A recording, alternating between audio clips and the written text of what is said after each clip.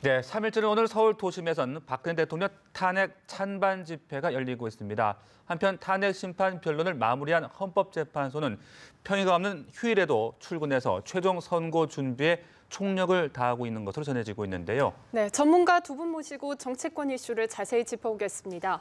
김효재 전 청와대 정무수석, 최창렬 용인대 교양학부 정책교수 나오셨습니다. 어서 오세요. 네, 안녕하십니까? 안녕하세요. 네. 자, 3일절인 오늘도 탄핵 찬반 집회가 열리고 있습니다. 자, 그런데 이 태극기 집회의 영향일까요? 3일절에 태극기를 개항을 해야 되나 말아야 되나 고민도 많이 하셨다고 하고 실제로 좀 태극기 개항이 줄었다고 하던데 이 부분 어떻게 보셨어요? 그 한 세기 전에 목숨 걸고 독립만세를 외쳤던 선녀들한테 사실 좀 상당히 부끄러운 네. 일입니다. 뭐 태극기 집회가 태극기를 들고 흔들고 있긴 하지만 3.1절을 그 기념하는 3.1절 날 그것 때문에 태극기를 달지 않는다는 게 저는 납득이 되질 않고요. 네네. 요즘 그 거리에서 벌어지는 일들을 보면 그 이성이나 합리가 우리 사회를 지배하는 게 아니라 증오와 광기가 지배하는 것 아닌가 하는 걱정을 그야말로 지울 수가 없습니다. 우리가 사실은 경제적으로는 그동안에 어느 정도 발전을 이루었는데요. 그에 따라서 국민의식도 좀 고양됐다고 생각했었는데 네. 근래 지난 몇 달 동안에 그 거리에서 이 내뱉는 발언들은 그런 우리의 양식을 의심하는 수준이고 그 태극기 문제만 해도 네. 저로서는 도저히 납득할 수 없는 그런 그 이유입니다. 네. 그래서 아마도 이 지금 그 탄핵 찬성 집회 하시는 분들은 그 태극기에다가 세월호 추모를 뜻하는 노란 리본을 그 붙여서 차별화하는 걸로 제가 알고 있는데요. 이런 것들이 나라를 두 쪽으로 딱 네. 갈라놓은 것 같아서 그야말로 안타깝기 그지없습니다. 네, 탄핵 문제 때문에 3.1절 의미가 퇴색되는 것 같아서 참 안타깝다 이런 말씀이셨는데 교수님 어떻게 보십니까? 태극기라는 건 우리나라 국기잖아요. 국기는 국가의 상징이고 또 국가 통합과 국민 통합의 상징이 태극기죠. 네. 근데 지금 태극기 집회가 이제 촛불 집회에 반대되는 이제 하나의 대명사가 됐고 예. 탄핵에 이제 반대하는 분들은 태극기를 들고 이제 나오다 보니까 이 태극기에 대해서 뭔가 자꾸만 과거와는 다른 느낌이 자꾸만 드는 게 태극기 지금 말씀하신 그 이제 오늘 3.1절인데 네. 태극기를 개항하는데 상당히 좀 부담스러워하는 것 같아요. 그만큼 이제 이 사회의 현실이 대단히 중차대하고 엄혹하다라는 것을 상징적으로 보여주는 거죠. 태극기 자체가 이렇게 이미지가 국가 통합이나 어떤 국민 통합이라든지 그야말로 오늘이 3.1절 98주년이잖아요. 예. 그 선열들이 그렇게 정말 국가를 위해서 나라를 위해서 이렇게 돌아가셨는데 이 태극기가 이렇게 취급받고 있다는 게 개탄스러운 거죠. 이거 어느 양쪽을 다 떠나서 그게 사실은 이 사회의 현실을 보여주고 있는 건데 지금 최종 변론은 이제 끝났고 27일가 끝났고 탄핵 심판 선고만이 남은 거잖아요 지금. 예.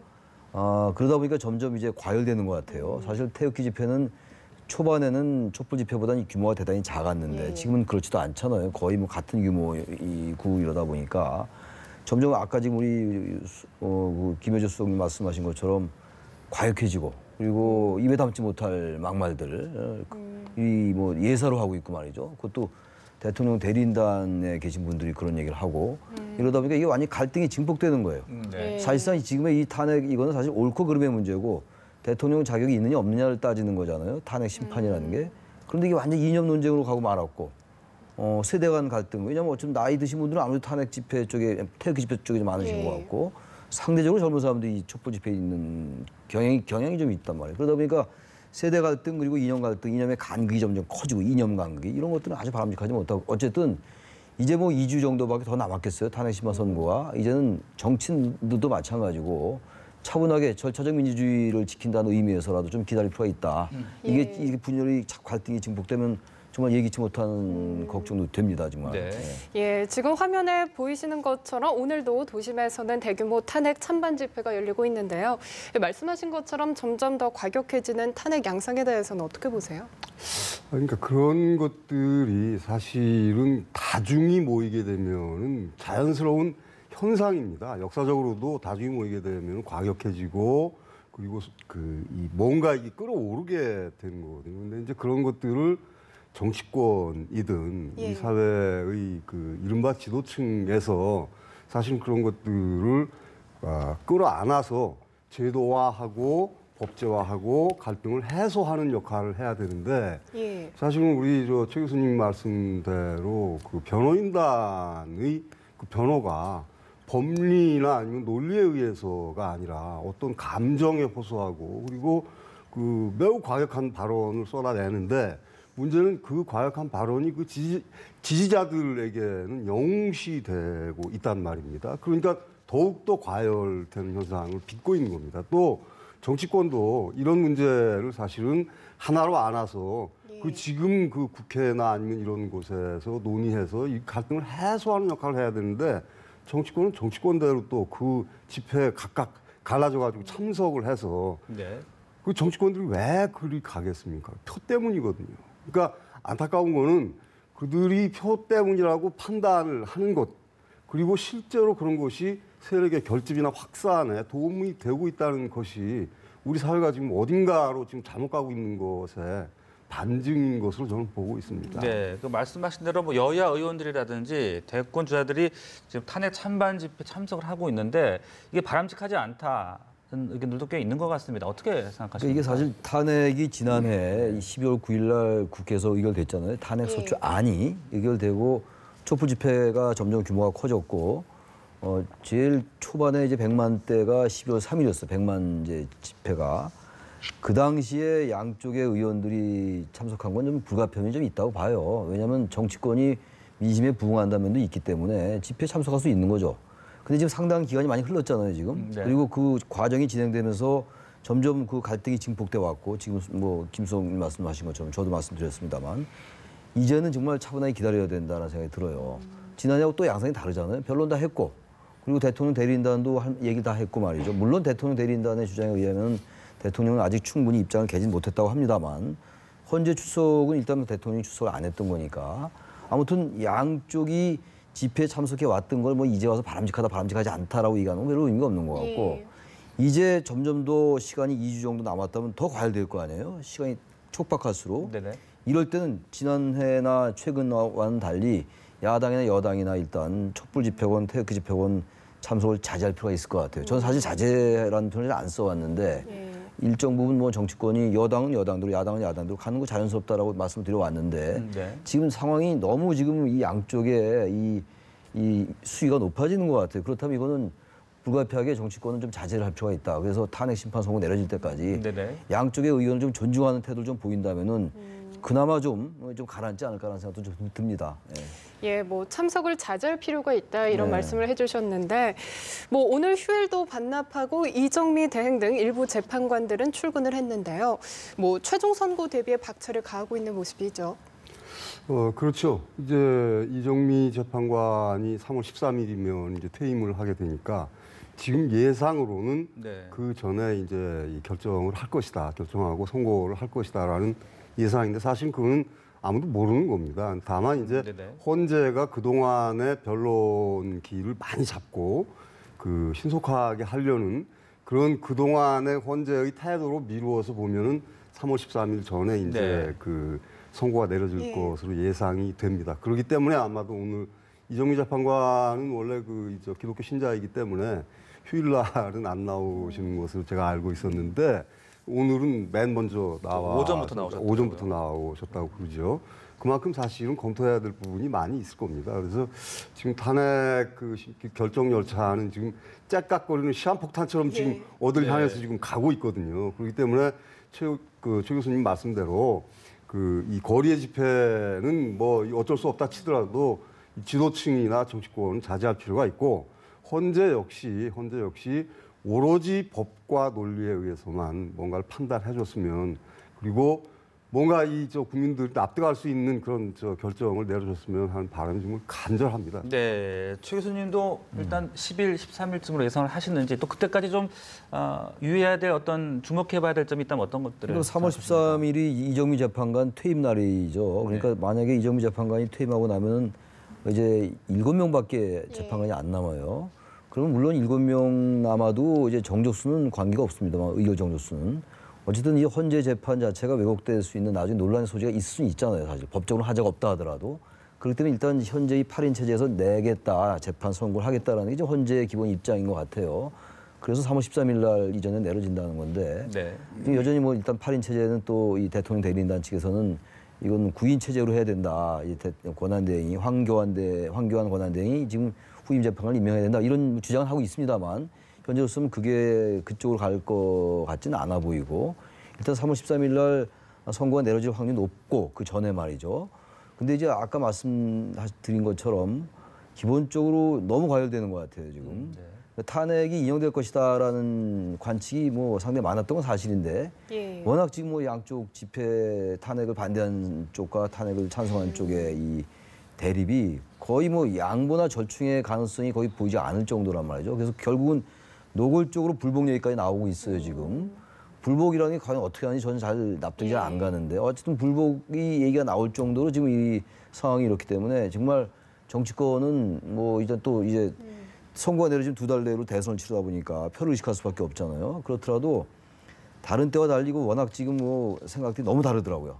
탄핵을 찬성한 사람들과 탄핵을 반대하는 사람들은 대화조차가 안 되는 것 같아요. 아예 논리 자체가 서로 인정이 안 되는 이런 상황이에요. 서로 좀 내가 주장을 하더라도 상대방 의원의 동의는 못 한다 하더라도 네. 나름의 논리책은 이해할 수 있다라고 해야 약간의 절충이 생기고 승부할 수가 있거든요. 탄핵의 기각이 되든 인용이 되든. 예. 근데 아예 그렇지 않고 나하고 생각이 저 사람 완전히 다르다. 이렇게 봐버리면은 이건 더 이상 아무런 대화가 안 되는 거예요. 옳고 그름의 문제를 떠나는 문제죠. 그건 정말 대단히 조심할 필요가 있고 특히 이제 대통령 대리인단이나 뭐 탄핵 찬성 쪽도 마찬가지예요. 과격한 발언, 상대방의 감정을 자극할 수 있는 말 이런 것들은 피해야 되는데 오히려 일부러 갈등을 증폭시킨다라고 느껴질 정도로 그런 오해를 할 수 있을 정도로 입에 담기 어려운 그런 발언들을 한단 말이죠. 이런 것들이 오히려 더 또 수위가 더 높아지게 하는 하나의 요인인 것도 같아요. 네. 예, 뭐 최종 선고까지 박근혜 대통령에게 주어진 시간은 약 2주 가량인데요. 뭐 끝까지 침묵을 지킬까요? 아니면 어떻게든 뭐 별도의 입장 표명을 할까요? 그 지난번에 헌재에서 최종 변론일 날 이동업 대리인, 이동업 변호사를 통해서 대독을 했잖아요. 대통령의 이제 여러 가지 입장 그리고 심정 이런 걸 얘기를 했는데 글쎄요 그 이전에 뭐 변호인을 통해서 뭐 얘기할 수는 있겠습니다만 네. 지금 대통령께서 입장은 충분히 표명한 게 아닌가라는 생각이 들어요. 이제 변론을 또 제기할 수는 없는 것이고. 근데 아까 잠깐 기사 보니까 다시 변론을 좀 재개해라 이런 요구가 좀 나왔던 것 같아요. 그렇긴 합니다만 헌재가 지금 최종 변론이 끝난 상태에서 변론을 다시 열기 좀 어려울 것 같고 네. 특별한 어떤 공간이 그렇게 녹록지는 않아 보이긴 또 뭐 합니다. 여론전을 펼칠 가능성은 그 지금 여론전이라는 게 지금 예를 들어서 어떤 그 위험 수위에 있는 그런 발언들도 이제 여론전이라고 우리가 인식하는 거잖아요. 네네. 무슨 뭐 상당히 이제 과격한 발언들 이런 것들이 이제 여론전이라고 볼 수가 있는 것이고 그렇게 되다 보면 이런 게 있죠. 갈등이 증폭되는 건 안 좋은데 갈등이 더 수위가 올라갈수록 그 내부의 지지자들은 단결할 수밖에 없어요. 그러니까 갈등의 어떤 동원 이런 걸 통해서 어떤 지지층을 결집시키는 이러한 것들은 의식하죠 정치적으로. 대선이 또 다가오고 있으니까. 네. 아마도 박근혜 대통령은 제가 예상하기로는 그 2주일 동안 여러 가지 메시지를 다양한 방법으로 내놓을 가능성이 상당히 농후하다고 저는 보고 있습니다. 네네.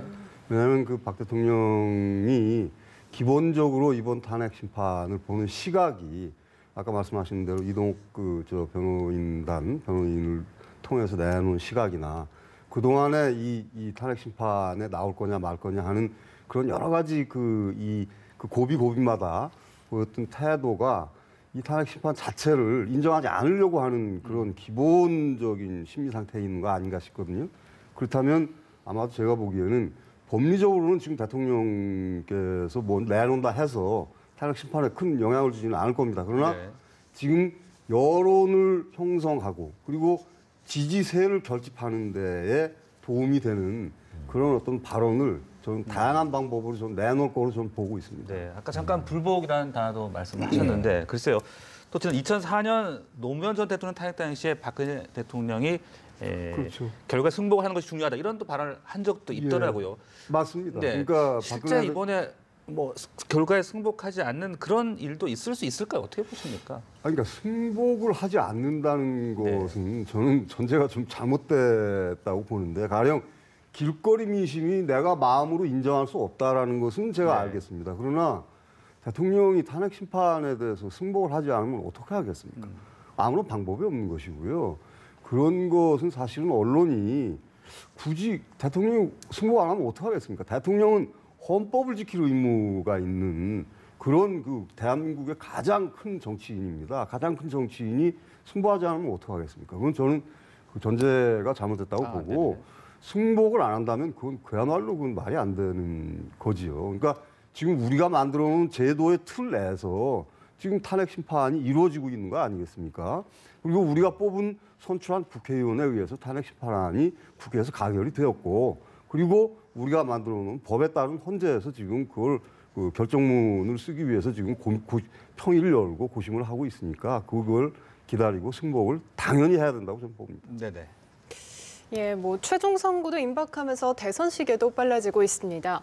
대통령 임기 3년 단축이라는 이슈가 새로운 전선으로 부상을 했는데 이에 대해서는 어떻게 보세요? 그래서 대통령 임기를 단축해서 개헌을 하겠다는 얘기잖아요. 지금 대선 전국에서는 이른바 문재인 대 비문재인 구도, 특히 야권에서 이런 얘기가 많이 있단 말이죠. 그리고 이제 개헌을 명분으로 해서 연대를 하겠다. 이른바 비문연대. 근데 이제 어쨌든 문재인 전 대표나 문재인 전 대표 측은 이 개헌에 대해서 좀 소극적이에요. 개헌에 대해서는 동의하지만, 예. 개헌의 당위성은 공감을 하지만 지금 대선 전에 시간도 별로 많지도 않고 또 여전히 탄핵은 아직은 결정이 되지 않았기 때문에 이건 좀 잘 맞지 않는다, 부합하지 않는다라는 게 지금 문재인 대표 예. 측의 입장이란 말이에요. 전 대표 측의 입장이라서. 그렇다면 대선에서 공약을 내걸고 개헌을 하겠다는 공약을 하는 것과 관련된 말씀이잖아요. 그 말씀이. 예. 그래서 임기를 꽉 5년을 채우는 게 아니라 일단 3년 정도 해서 다음 국회의원 선거와 임기를 맞춰서 개헌을 하자. 이런 얘기거든요. 전 충분히 가능성이 있다고 봐요. 지금 현재 문재인 전 대표가 개헌에 대해서는 부정적이라 하더라도 일단 비문연대가 지금 뭐 나름대로 노력을 하고 있잖아요. 최근에 또 김종인 전 대표가 경제 민주화나 이런 정책을 가지고 연대를 하겠다는 측면도 있어요. 그렇다면 이런 이제 그 개헌을 하진 못하더라도 대선 때 3년 임기 단축하겠다는 입장을 문재인 전 대표가 전격적으로 내세울 수 있죠. 그건 대선의 중요한 하나의 변수가 될 수 있다고 봅니다. 그 문제는 저는 이렇게 봅니다. 다른 시각에서 보자면 지난 몇 번의 선거 때마다 개헌 문제가 예. 그 이슈로 등장을 했습니다. 네. 그러니까 이명박 대통령 당선될 때, 박근혜 대통령 당선될 때 모두 약속을 했거든요. 그런데 사실은 일단 당선이 되고 나면은 국정을 뭘 챙겨야 되는데 개헌 이슈가 나오면 그게 다 빨아들인다. 그래서 그걸 안 해왔던 것이거든요. 그렇기 때문에 지금 현재 그 문재인 전 대표 쪽에서는 여론에서 지금 여러 달 동안 선두를 상당히 고수하고 있지 않습니까? 예. 그간의 경험으로 미뤄보면 사실은 문재인 전 대표 쪽에서는 이게 다 됐다. 문 앞에 거의 다 왔다. 이제 열고 들어가기만 하면 된다라는 생각을 가지고 있을 텐데 그런 쪽에서는 왜 임기를 단축하려고 하겠습니까? 사실은 이게 이제 의원내각제를 가미한 개헌을 전제로 하는 것이거든요. 그렇기 때문에 국회의원 선거와 같이 하기 위해서 3년만 하다. 그리고 이번에 당선되는 대통령은 그 개헌을 만들기 위한 관리형 대통령으로 하자. 그 심지어는 김영호 의장 같은 경우는 그분은 그러면 이번엔 개헌을 위한 개헌만 하자. 무슨 얘기냐면 바로 그 3년 약속을 하게 되면은 재선, 그 다음번 출마를 보장하는 그런 개헌을 한번 하는 건 어떠냐라는 아이디어까지 지금 내놓고 있는 것으로 제가 알고 있거든요. 네. 그런데도 제가 듣기로는 문재인 후보 쪽에서는 별 생각이 없는 것 같고 네. 그리고 실제로 늘 선두를 달리는 분들은 개헌에 소극적입니다. 그래서 그게 아마 대통령 선거 공약으로 굳이 내세울 필요가 있는가. 그러지 않아도 우리는 당선이 되고 임기는 5년이 보장이 되는 것인데 네. 그럴 필요가 있을까라는 시각도 여전히 상존하고 있어서 그 문제는 모르겠습니다. 문재인 전 그 대표 쪽이 어느 시점에서 이게 여론조사가 호각을 이루는 그런 상황이 되면은 표를 얻기 위해서 그렇게 할지는 몰라도 지금 상태로는 그래야 될 필요성을 썩 그렇게 느끼는 것 같지는 않습니다. 네. 그게 결국 이제 이 비문연대가 만약에 단일화가 돼서 예. 그야말로 문재인 대 비문 연대 누가 한 분 나와서 정말 이 현재 그 이 문재인 전 대표가 앞서 나간 이 상황이 아니고 뭐 살짝 약간의 리드 정도로 밀리게 된다면은 그때는 뭐 3년 임기 단축하겠다는 얘기 할 수 있어도 네. 현 단계에서는 상당히 앞서 나간다면은 그건 뭐 정치의 속성이죠. 권력을 혼자 그렇게 힘들게 된 거를 3년 하겠다는 게 쉽지 않고 또 하나 이제 DJ 피연대 같은 것도 마찬가지예요. DJ 피연대로 이제 97년도에 DJ가 당선이 됐잖아요. 김대중 전 대통령이. 근데 그때 내각제를 하자고 했던 거였잖아요. DJP. 김대중과 김정필의 연대. 예. 사실 뭐 지역 연합의 성격이 있었죠. 근데 결국은 내각제 못 했잖아요. 그래서 일단 권력을 차지하고 나면은 획득을 하고 나면은 쉽지 않아 보이긴 합니다. 사실 네. 지금 말씀처럼. 네. 그런가 하면 또 최근에 주목을 받기 시작한 인물이 바로 홍준표 네. 경남지사가 아닐까 싶은데 고 전 노무현 대통령에 관련해서 좀 과격한 발언을 쏟아내면서 노이즈 마케팅이라는 이야기도 있고 그런가 하면 또 보수층을 집결시켜서 어떤 대안이 되지 않을까 이런 전망도 나오고 있습니다. 어떻게 분석을 하십니까? 홍 지사는 네. 홍준표 경남지사는 사실은 그런 그 조어 능력, 말을 만들어내는 능력이나 그 화력에서는 사실은 지금 현재 정치권에서 거의 선두에 꼽힐 정도로 상당한 그 이 조어 능력이 있습니다. 그래서 그 말을 막 하는 것 같지만 그분이 뭔가 전곡을 찔러버리는 그런 말들을 고사성어를 활용해서 늘 잘하고 말 그 직설적으로 하는 사람이거든요.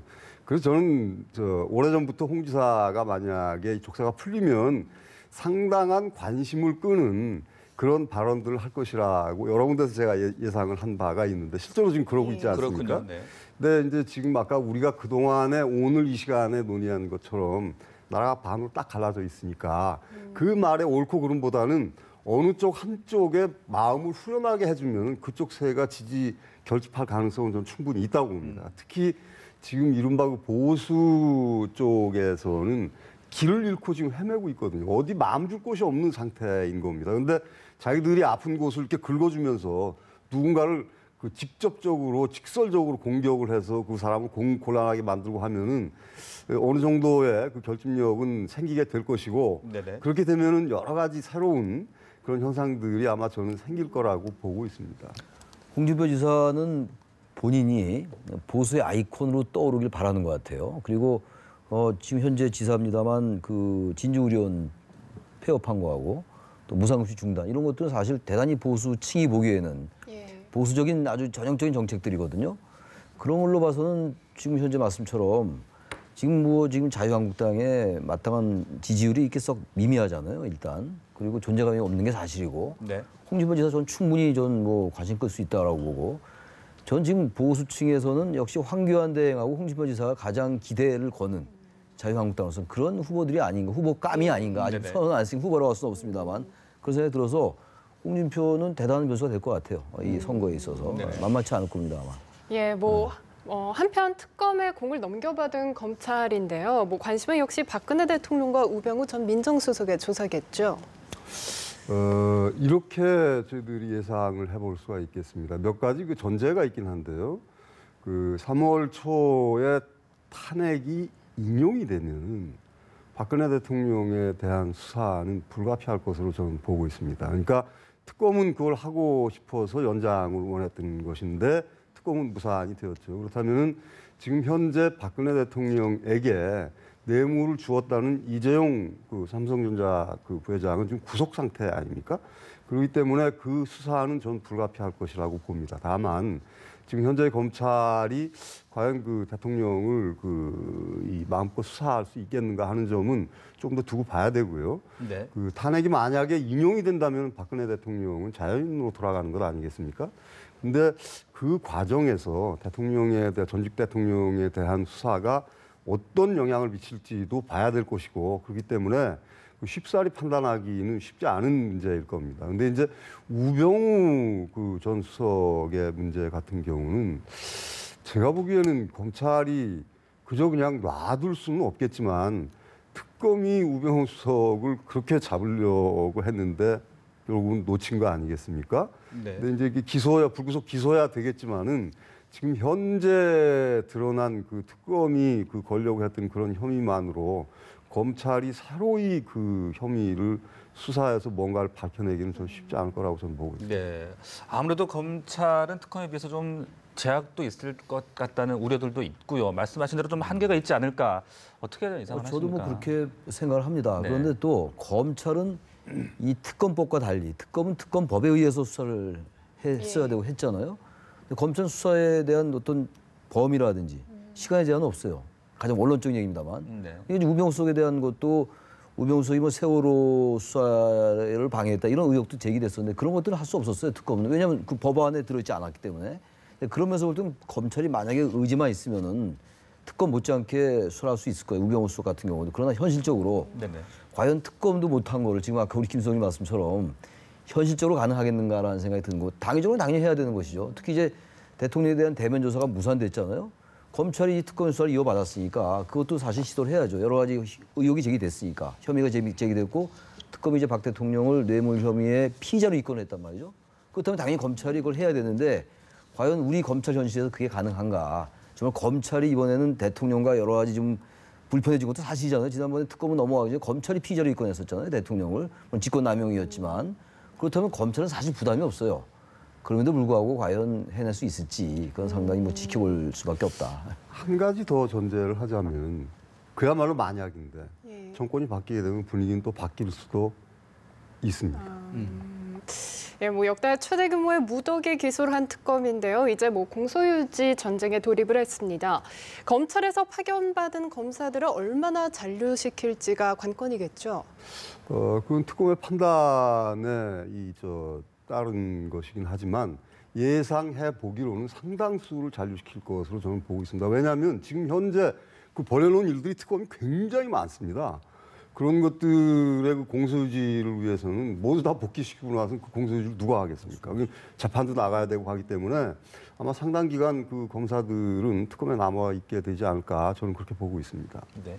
저도 그렇게 생각합니다. 왜냐하면 지금 특검이 완전히 해산돼 버리면은 뭐 특검 일단 기간은 끝났습니다만 수사 기간은 공소유지 할 수가 없어요. 공소유지를 특검에 있는 검사가 해야 되는 건데 다 완전히 검찰로 복귀하면은 누가 공소유지를 합니까? 그럼 지금까지 했던 특검 수사는 완전히 무산된 거나 마찬가지거든요. 그래서 저는 상당히 지금 말씀처럼 상당 인원들이 이 공소유지를 위해서 잔류할 가능성이 높다 이렇게 봅니다. 또 그렇게 해야 된다고 생각합니다. 네. 네, 알겠습니다. 지금까지 김효재 전 정무수석 그리고 최창렬 용인대 교수 두 분과 함께 자세한 말씀 나눴습니다. 고맙습니다. 네.